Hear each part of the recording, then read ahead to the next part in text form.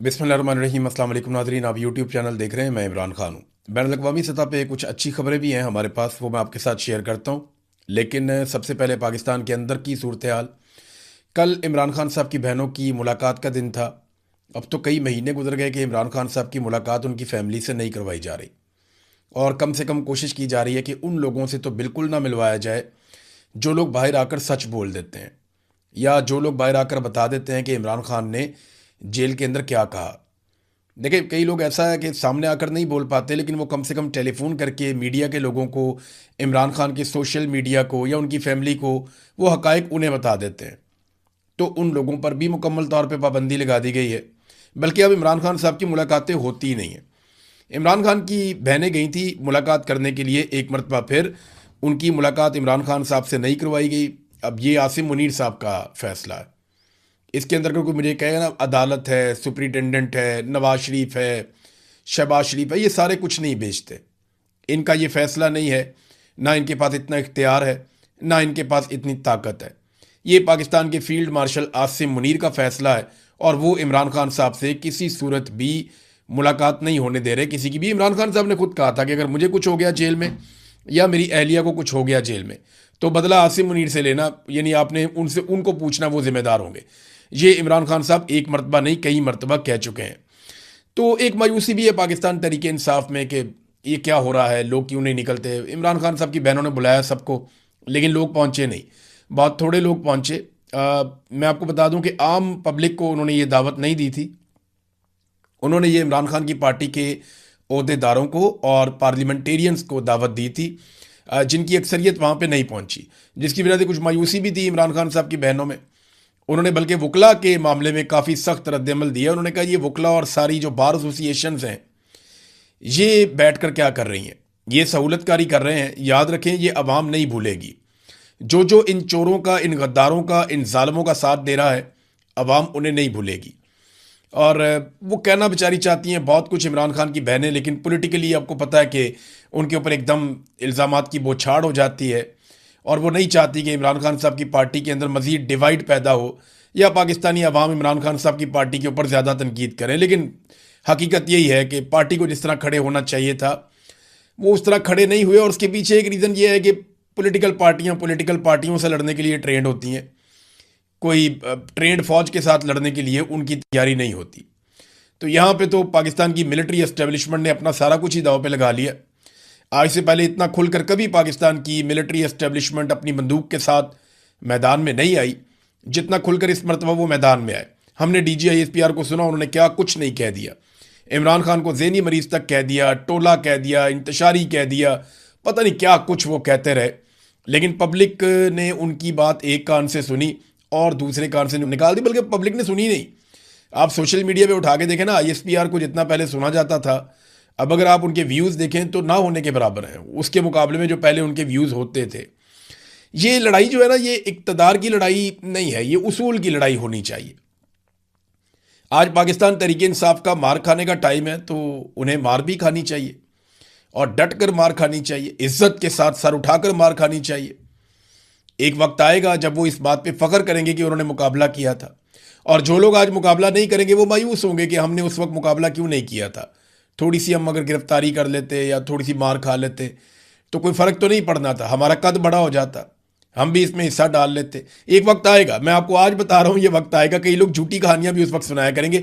मुराद सईद जो खुद बड़े मुश्किल हालात में गुजर रहे हैं, उन्होंने एक ट्वीट किया, और ये बड़ा तफसीली ट्वीट है, सारी कहानी आपको समझ आ जाएगी कि PTI एक्चुअली इमरान खान के साथ कर क्या रही है।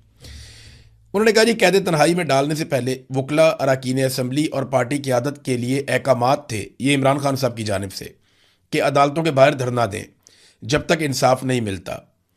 इन सब को झंझोड़ झंझोड़ कर याद करा चुका हूँ। वकला के नाम भी सख्त पैगाम था, और क्यों ना होता। पार्टी ओहदों से लेकर असम्बली टिकट और बार इलेक्शन तक इमरान खान के नाम पर लड़े जाते हैं, लेकिन खान साहब के अहकामात के बावजूद अदालत के बाहर मुस्तकिल बिमा अरकान असम्बली धरना नहीं दिया जा सकता। पहले बारिश थी, फिर रमज़ान आ गया, अब गर्मी आ गई है। खान साहब की बीमारी, ड्रोन हमले, ऑपरेशन, बदलते हुए बैनुल-अक़वामी हालात, पेट्रोल की कीमतों में होशरुबा इजाफे, बेजा लगने वाले टैक्सेस, महंगाई के तनाजुर में तहरीक चलाने की सलाह दी। सिर्फ सूबा नहीं, मुल्क बंद करने का भी प्लान बना। इमरान खान की सेहत के मामले पर मुतहर्रिक होने की दरख्वास्त भी की। ऐवानों से इस्तीफे के जरिए हुकूमत से लिजिटिमेसी वापस लेने के लिए सबसे पहले अपने इस्तीफे की पेशकश भी की। मैं ये समझता हूँ कि इमरान खान की असीरी का जिम्मेदार इनमें से कोई फ़र्द नहीं है, बल्कि बैनुल-अक़वामी एस्टेब्लिशमेंट की ईमा पर बरसरे पैकार आसिम मुनीर, कानूनी और गैर कानूनी तौर पर उसके मातहत आने वाले इदारे और उसके इशारों पर नाचने वाली सियासी कुव्वतें। मगर क्या इमरान खान अपनी ज़ात के लिए कैद में है? क्या इसकी रिहाई के लिए अपनी पूरी कुव्वत से कोशिश करना भी किसी का फ़र्ज़ नहीं है? क़यादत से लेकर कौम तक किसी का भी नहीं है?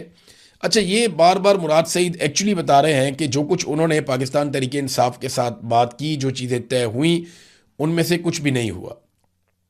बल्कि उन्होंने बहुत सारी चीज़ें ऐसी की कि सियासी कमेटी खुद को मुहिब वतन साबित करने के लिए एमरजेंसी इजलास बुला सकती है, तंजीमी ओहदों के लिए नए नए नोटिफिकेशन कर सकती है, सूबाई हुकूमत फार्म 47 वज़ीर आज़म और सदर के साथ बैठ सकती है, कोर कमांडर हाउस का रुख कर सकती है।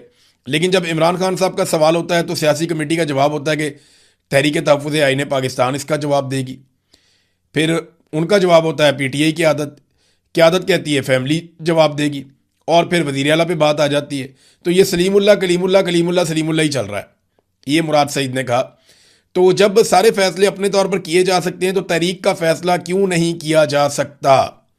महज इसलिए कि इमरान खान की हदायत दरकार है, और जहां इमरान खान की हदायत मुयस्सर हैं वहां कई हीले और बहाने बनाए जाते हैं बेशुमार किस्म के।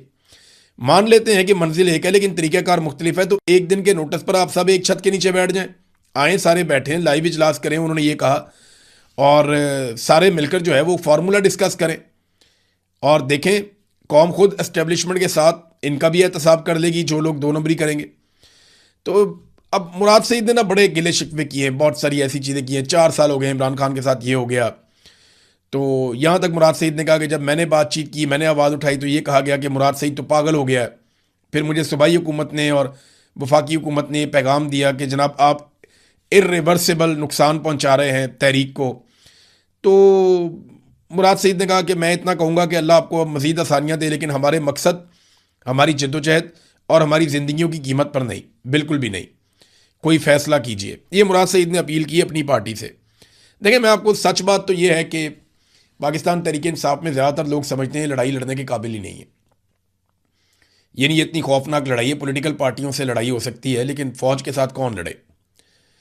फ़ौज के साथ नहीं, एक्चुअली तो मिलिट्री एस्टेब्लिशमेंट के खिलाफ ये लड़ाई है। फ़ौज में भी ज़्यादातर लोग इमरान खान को पसंद ही करते हैं, लेकिन मिलिट्री एस्टेब्लिशमेंट फ़ौज को इस्तेमाल कर लेती है ना, बतौर अपनी ताकत के, बतौर अपने बाजू के। अब ये पॉलिटिकल पार्टी वो नहीं कर सकती जो फ़ौज कर सकती है, लेकिन जो पॉलिटिकल पार्टी कर सकती है वो कोई भी फ़ौज नहीं कर सकती। ये बात पॉलिटिकल पार्टी को समझ ही नहीं आ रही, और वो पॉलिटिक्स भी नहीं कर पा रहे, अपोजिशन भी नहीं कर पा रहे। ये उनका प्रॉब्लम है, वो डरे हुए हैं, सहमे हुए हैं बहुत सारे लोग। देखिए, ये मार खाने का टाइम है पाकिस्तान तहरीक इंसाफ का, तो उन्हें इज्जत के साथ मार खानी चाहिए। वक्त बदल जाएगा, ये हमेशा ऐसा नहीं रहेगा, ये वक्त बदलेगा और किसी और तरह का वक्त आ जाएगा। इमरान खान मार खा रहा है वो इसलिए कि मिलिट्री एस्टेब्लिशमेंट को पाकिस्तान की सियासत से धकेल के बाहर निकालना चाहिए, और अगर ये काम हो गया, चाहे कोई भी पॉलिटिकल पार्टी करे, ये पाकिस्तान की एक बहुत बड़ी खिदमत होगी। बहरहाल अलीमा खानम ने कहा कि अगले हफ्ते के लिए कोई वादा उनसे किया गया है कि सुहेल अफरीदी अपनी पूरी जमात के साथ, यानी वहाँ पे 92 MPs हैं, वो कह रहे हैं जी हम अपने सारे MPs लेकर और मैं खुद भी बहनों के साथ अडियाला जेल के बाहर आऊँगा और दबाव डालेंगे कि इमरान खान साहब से उनकी बहनों की मुलाकात करवाई जा सके। फिर वहाँ पे वो धरना देंगे।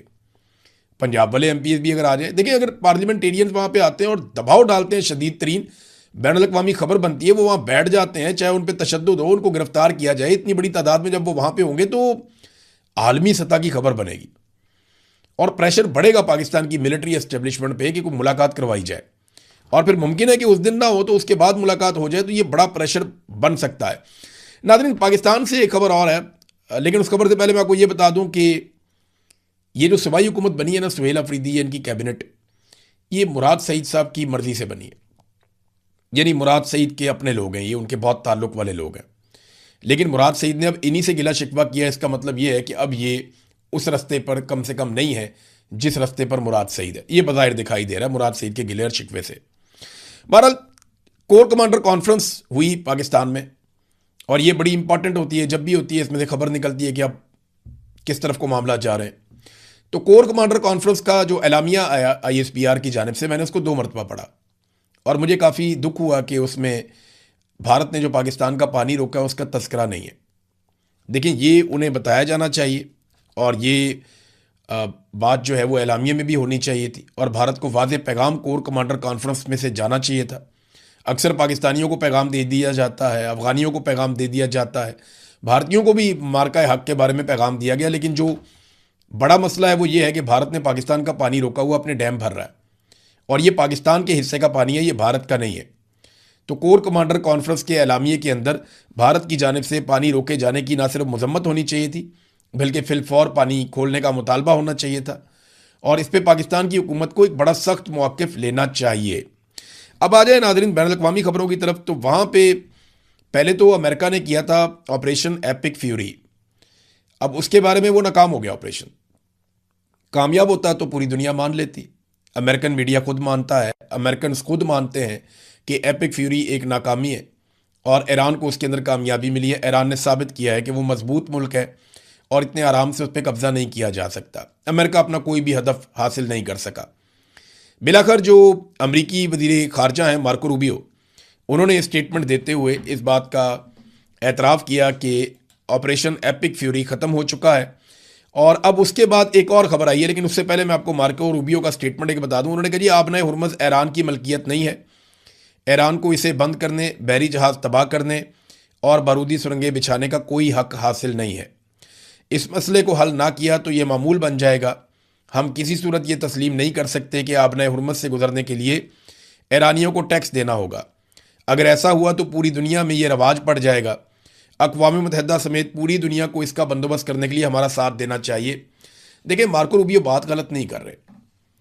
ये अगर इस तरह टैक्स लेंगे ममालिक, तो फिर पहले भी बहुत सारे ममालिक ले रहे हैं, लेकिन वो उनके बीच में से जो जाता है रास्ता, वहाँ से वो ले रहे हैं। दोनों तरफ मुल्क है, बीच में रास्ता है, वहाँ से वो टैक्स ले रहे हैं। तुर्की भी एक जगह टैक्स लेता है बासफोरस पे, एक जगह पे ये स्वेज कैनाल है वहाँ पे टैक्स लेता है मिस्र, और जगहों पे भी टैक्सेस हैं दुनिया में।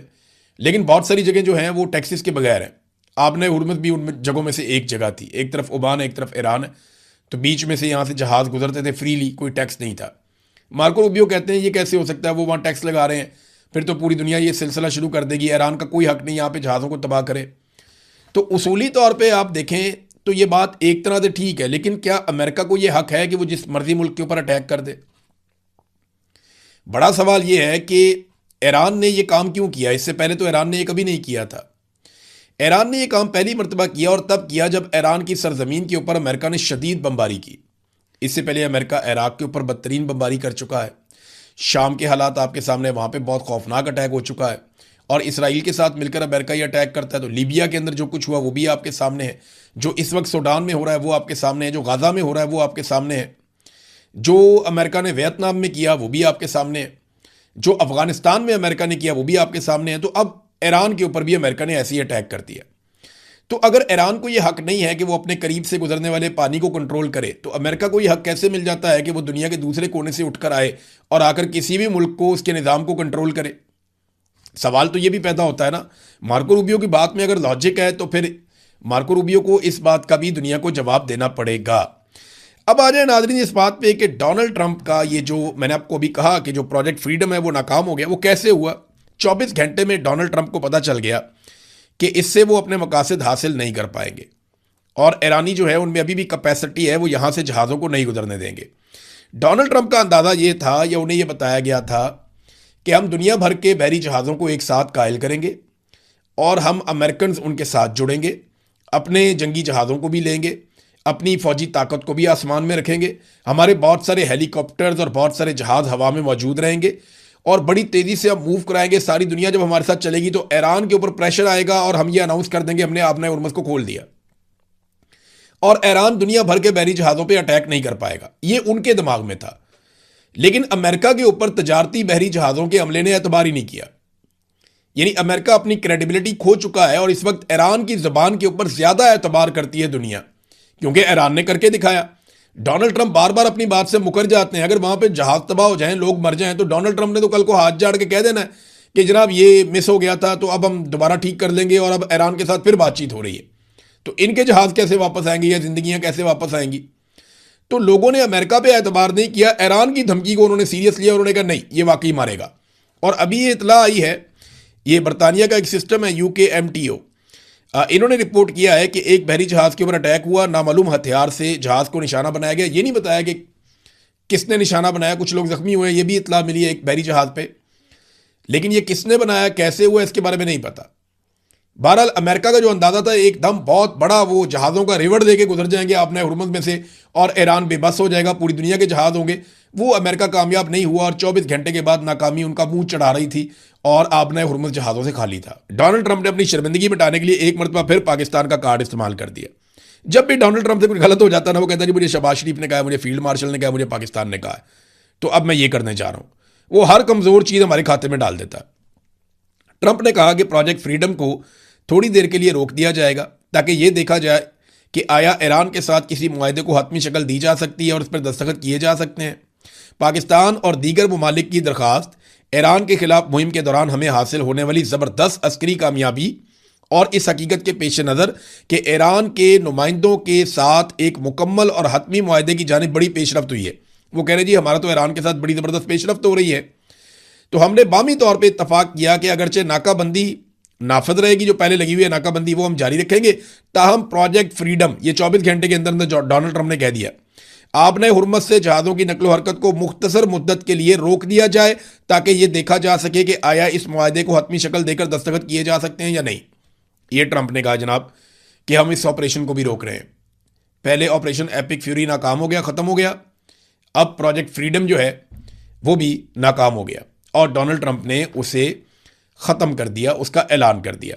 दावा यह किया कि ईरान के साथ हमारे कोई मुज़ाकरात बड़े कामयाब हो गए। अब यहाँ पे आप ईरानी सदर का स्टेटमेंट सुने ताकि आपको आइडिया हो जाए कि क्या वाकई मुज़ाकरात कामयाब हो रहे हैं। तो ईरानी सदर डॉक्टर मसूद पशकियान ने कहा कि ईरान पर अमेरिका के मुतालबात नामुमकिन हैं। हमारा मसला यह है कि एक तरफ तो अमेरिका हमारे मुल्क के खिलाफ ज़्यादा से ज़्यादा दबाव की पॉलिसी पर गामजन है, मैक्सिमम प्रेशर डाल रहा है, और दूसरी तरफ ये तवक्को रखता है कि इस्लामी जमहूरिया ईरान मुज़ाकरात की मेज़ पर आए और बिलाखिर अमेरिका के यकतरफा मुतालबात के सामने सरेंडर कर दे, जबकि इस तरह की मसावात नामुमकिन, यानी ये नहीं हो सकता, ये नामुमकिन है, ये नामुमकिन है, 2 मरतबा उन्होंने कहा। एक तरफ ईरानी सदर कह रहे हैं कि अमेरिकन मुतालबात को तस्लीम करना नामुमकिन है, दूसरी तरफ डोनाल्ड ट्रंप अपनी खिफत ऐसा लगता है कि मिटा रहे हैं और वो ये कह रहे हैं कि जनाब पाकिस्तान के कहने पे क्योंकि बहुत बड़ी कामयाबी हो गई मुज़ाकरात में, लिहाजा हम प्रोजेक्ट फ्रीडम मनसूख कर रहे हैं या उसको रोक रहे हैं। ये नादरीन हालात पैदा हो गए डोनाल्ड ट्रंप के लिए। एक और नादरीन यहाँ पे खबर है, और वो खबर है जो ईरानी मीडिया है ना, जो सरकारी मीडिया है, उन्होंने डोनाल्ड ट्रंप के स्टेटमेंट के ऊपर एक रद्द अमल जारी किया है ईरान की जानिब से।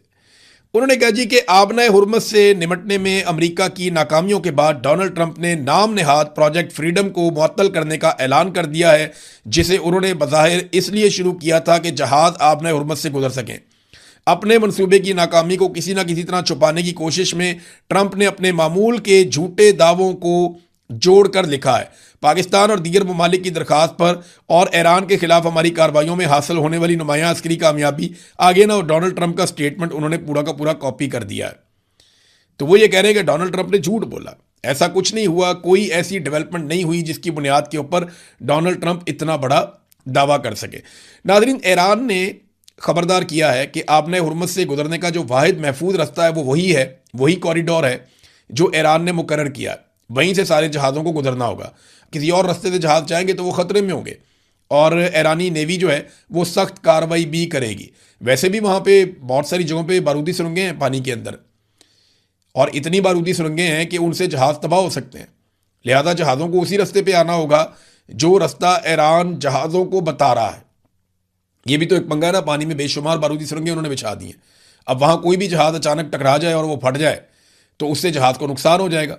लिहाजा इससे बचने के लिए उसी कॉरिडोर में आना पड़ेगा जिसका ईरान को पता है, और वहाँ पे बिल्कुल महफूज है पानी का रास्ता और वहाँ कोई नुकसान भी नहीं हो सकता। लिहाजा ईरान ने ये एक स्टेटमेंट दिया है। एक और चीज़ मैं आपको बताऊँ, जो गुज़िश्ता रात थी ना, एक तो ये अभी रात गुजरी है और एक इससे पिछली जो रात थी, उस रात को बहुत ज़्यादा मूवमेंट थी आबना हुरमुज़ के ऊपर। मिडल ईस्ट में अमरीकी तैयारे बहुत ज़्यादा गश्त कर रहे थे, बहुत ज़्यादा फिर रहे थे। लेकिन जो अभी रात गुजरी है, इसमें कुछ ऐसा नहीं हुआ। इसमें बिल्कुल एक खामोशी थी, जो एक बड़ी अच्छी बात है। अमरीकी एयरफोर्स के 2 तैयारों के हवाले से ये इतला भी आई, ये टैंकर्स हैं, यानी ये फ्यूल भरते हैं हवा के अंदर ही, और ये सपोर्टिव अमेरिका के तैयारे अमेरिकन एयरफोर्स के। तो ये 2 तैयारों के हवाले से इतलात आ रही हैं कि उन्होंने एमरजेंसी सिग्नल भेजे थे, मगर अभी तक उनके बारे में कुछ अंदाज़ा नहीं है कि वो कहाँ गए। क्या वो तबाह हो गए, या कहीं एमरजेंसी लैंडिंग हो गई उनकी, या उनको रेस्क्यू कर दिया गया। मेरे ख्याल में नेक्स्ट वीलॉग तक हमारे पास काफ़ी तफसीलात आ जाएंगी, मैं आपके साथ शेयर करूंगा। बहरहाल अभी तक आबना हुरमुज़ पे ईरान का कंट्रोल है, और डोनाल्ड ट्रंप ने